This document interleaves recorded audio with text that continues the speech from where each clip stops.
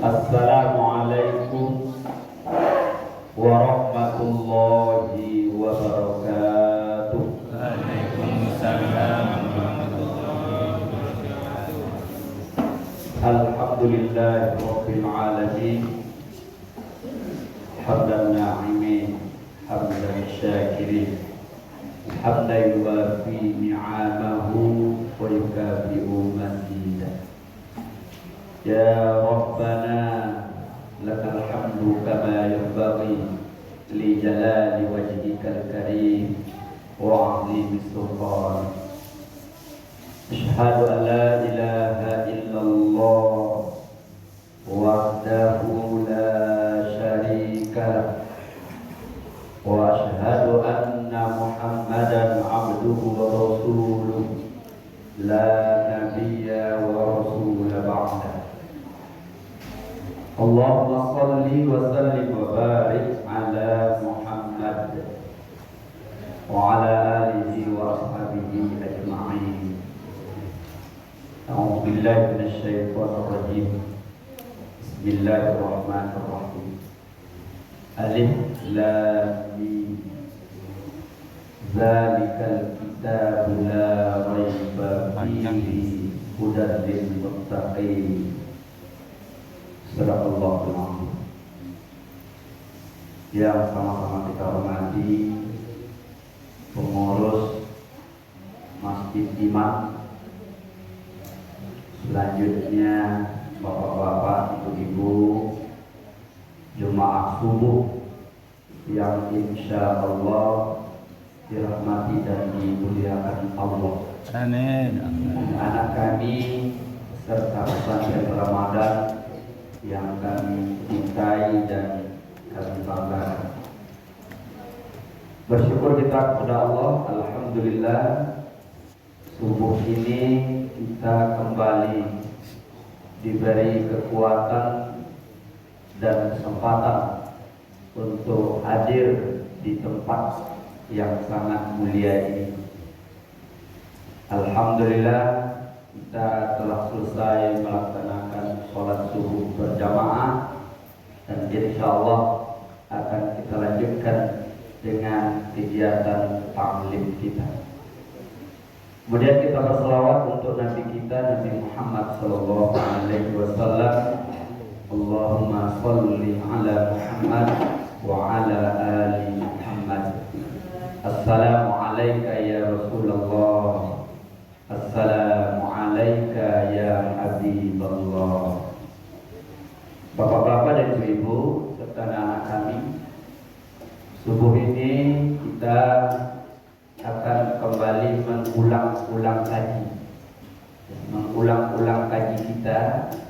Artinya tidak ada yang baru yang kita sampaikan, tapi kita mengulang-ulang dengan tujuan kalau kita sudah pernah dan sudah tahu, ya mudah-mudahan tambah paham dan tambah tahu. Kalau sudah lupa, mengingat-ingatkan kembali. Kita bahas subuh ini tentang fadilah membaca Al-Quran.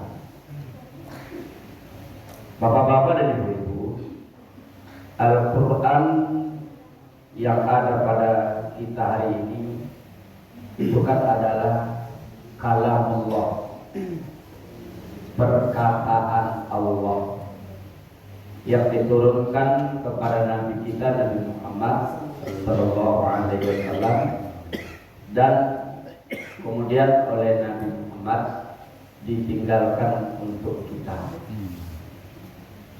Al-Quran itu Allah turunkan adalah sebagai petunjuk bagi kita, sebagai pedoman bagi kita dalam hidup. Dan Nabi telah menjamin kalau kita berpegang teguh kepada Al-Quran dan sunnah beliau, kita tidak akan sesat, kita tidak akan salah.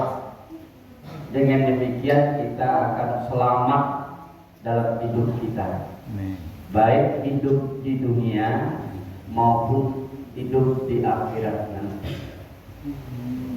Ibu-ibu dan bapak-bapak, di samping itu Allah memberikan kepada kita banyak keutamaan, banyak fadilah yang kita dapatkan jika kita mau membaca Al-Quran itu. Sebenarnya begitu bapak, tidak banyak ada fadilahnya kalau kita yang benar-benar menyadari fungsi Quran pun, pasti kita yang membaca, pasti kita yang memahami, pasti kita yang mengamalkan. Karena Al-Quran itu ada jaminan dari Allah dan dari Nabi, isinya benar, tak ada yang salah di dalamnya. Dan kemudian ia akan menuntun kita menuju keselamatan dan kebahagiaan. Tapi karena Allah penyayang, Allah pengasih, di samping itu Allah beri lagi keutamaan. Nah, apa keutamaan itu? Yang pertama, kata Rasulullah, man qara'a harfan min kitabillah falahu hasanatun likulli hasanatin asyaratu amsalihah. Siapa yang membaca Al-Quran satu huruf, ia akan mendapatkan 10 kebaikan. Amin. Dan ditambah lagi oleh Nabi bahwa Nabi tidak mengatakan alif lam mim itu satu huruf, melainkan 3 huruf. Bapak Ibu, Syekh Abdullah Ibnu Katsir menyebutkan bahwa huruf yang ada dalam Al-Quran itu 321.185 huruf. Ya, 321.185 huruf. Nah, itu huruf yang ada dalam Al-Quran. Dan memang menurut ahli tafsir yang lainnya ada juga yang berbeda jumlahnya. Karena memang dalam penulisan Al-Quran itu terdapat berbagai cara dan metode penulisan. Hingga kadang-kadang ada huruf itu yang ditulis, ada huruf itu yang tidak ditulis. Kita ambil saja pendapat Ibnu Katsir ini. Kalau 321.185 huruf yang ada dalam Al-Quran mulai dari surah Al-Fatihah sampai surat An-Nas, dan itu mampu kita baca, Masya Allah, betapa banyak kebaikan dan pahala yang Allah berikan kepada kita. Luar biasa. Jika ada umat Islam yang bisa membaca Al-Quran 1 juz 1 hari, berapa banyak kebaikan yang Allah berikan kepadanya.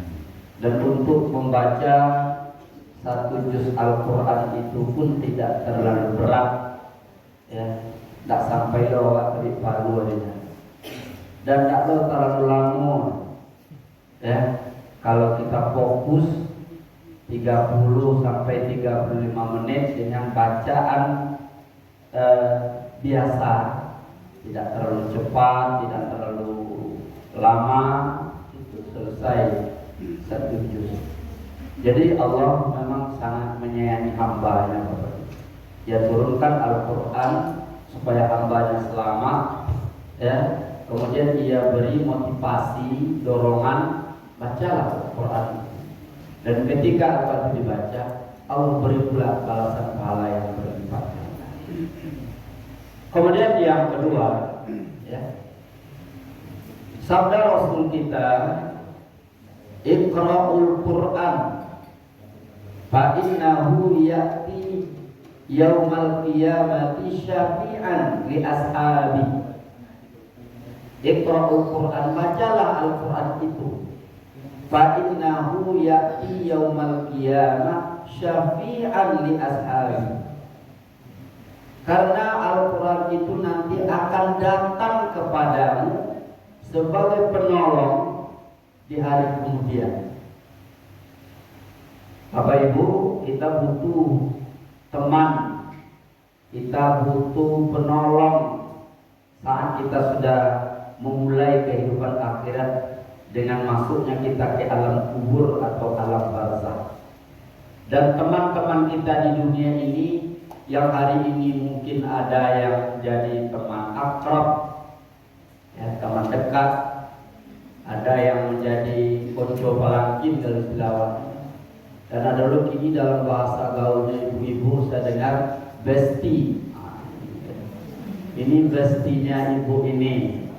Ibu-ibu bestie kita itu hanya sekarang di dunia.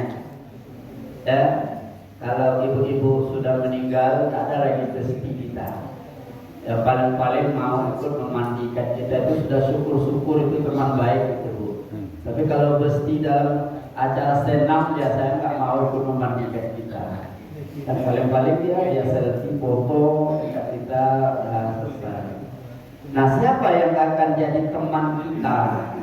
Ya, akan menjadi penolong kita mulai dari alam kubur, alam barzakh, padang mahsyar sampai hisab nanti.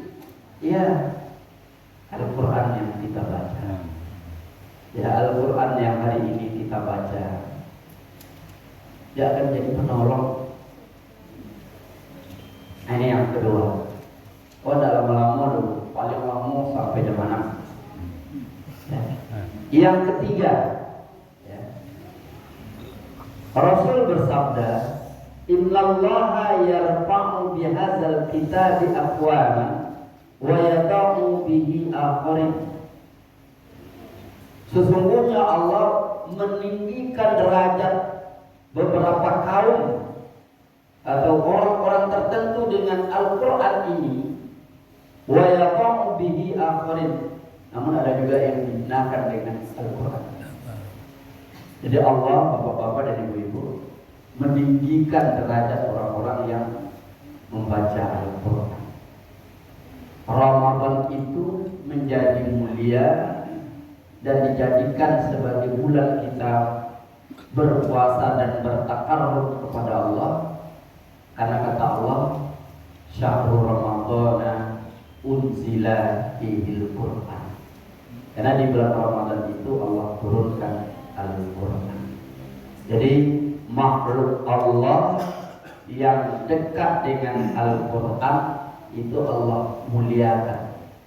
Malaikat Jibril juga menjadi penghulunya para malaikat karena ia mengurus Al-Quran, mulai dari membawa Al-Quran kepada Nabi, mentasmi bacaan Al-Quran Nabi, ya, dia menjadi malaikat yang paling mulia. Kemudian Nabi juga mengatakan khairukum man ta'allama Al-Quran wa 'allamahu. Sebaik-baik kamu yang belajar dan mengajarkan Al-Quran. Itu yang ketiga, Bapak.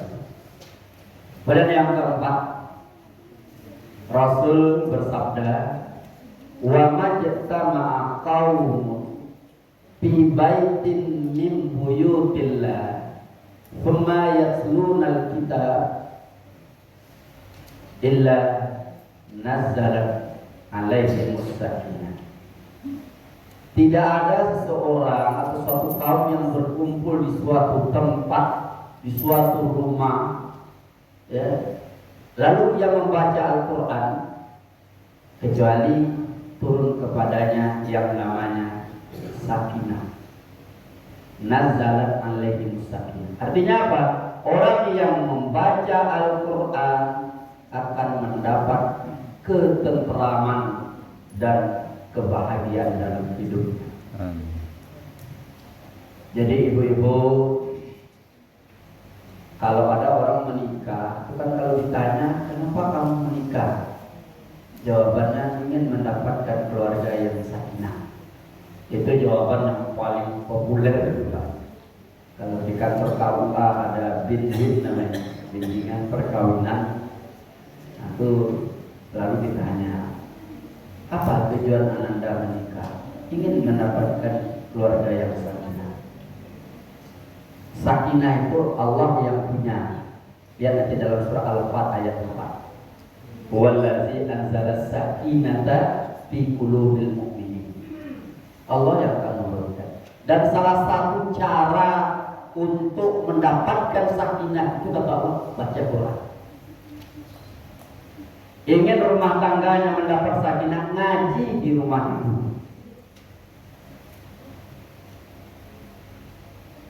Kalau ada rumah di dalamnya tidak pernah dibaca Al-Quran, Nabi memberikan perumpamaan rumah itu bagaikan kuburan. Ya, kuburan yang terbayang oleh kita tentu pertama menakutkan, seram. Cuma kadang-kadang awak lalu kuburan setakut itu. Jadi awak tinggal di kuburan. Kuburan yang mana? Rumah yang di dalamnya tidak pernah ada yang membaca Al-Quran. Bapak Ibu, itu 4 yang kita bahas pagi ini tentang keutamaan membaca Al-Quran. Intinya apa? Ayo baca Quran. Apalagi kita sekarang di bulan Ramadan, bulan yang sangat mulia, bulan diturunkan Al-Quran. Marilah kembali kepada Al-Quran. Masalah kita hari ini Bapak Ibu, kita jauh dari Al-Quran. Ambo, ibu-ibu, bapak di majelis-majelis ta'lim, ya, saya sering bertanya pada jemaah, ibu-ibu, lain mengaji di rumah, lain sudah. Coba ibu karena Surah A ayat bara yang terakhir ibu baca. Tidak tekanan itu. Bapak tidak tekanan bila ibu terakhir membaca Al-Quran. Tidak tekanan itu Ustaz. Kalau mau tidak baca Quran, ya tidak lama. Ya, bahkan ada yang ditanya bila terakhir ibu ngaji, yo waktu mengaji jawab dulu lagi. Kalau itu mantan murid awak, berarti 20 tahun yang lalu. Tidak ada baca istri itu lagi. Tidak ada Pak. Jadi masalah ini ibu dan bapak, umat Islam meninggalkan Quran. Itu ditampedain bapak. Kalau si komo ya ibu-ibu, yo harinya, bapak-bapak tiap harinya.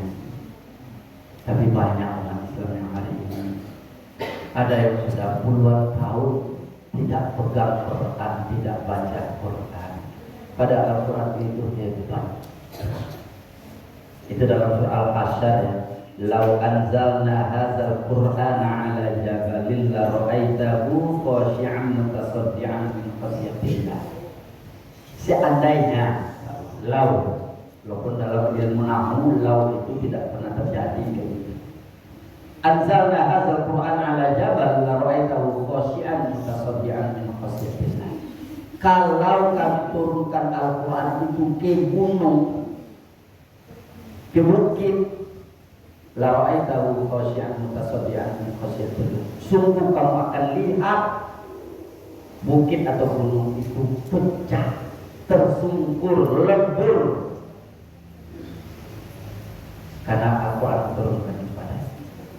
Betul kalau saluran terima linnas itu perumpamaan untuk manusia tentang hebatnya Al-Quran. Tapi sayang kita yang sudah pegang Al-Quran, bahkan ada yang dalam pernikahan menjadikan Al-Quran sebagai mahar, namun kita tidak dekat dengan Al-Quran. Bapak Ibu, yuk kita kembali ke Al-Quran. Terima kasih, banyak maaf. Assalamualaikum warahmatullahi wabarakatuh. Waalaikumsalam.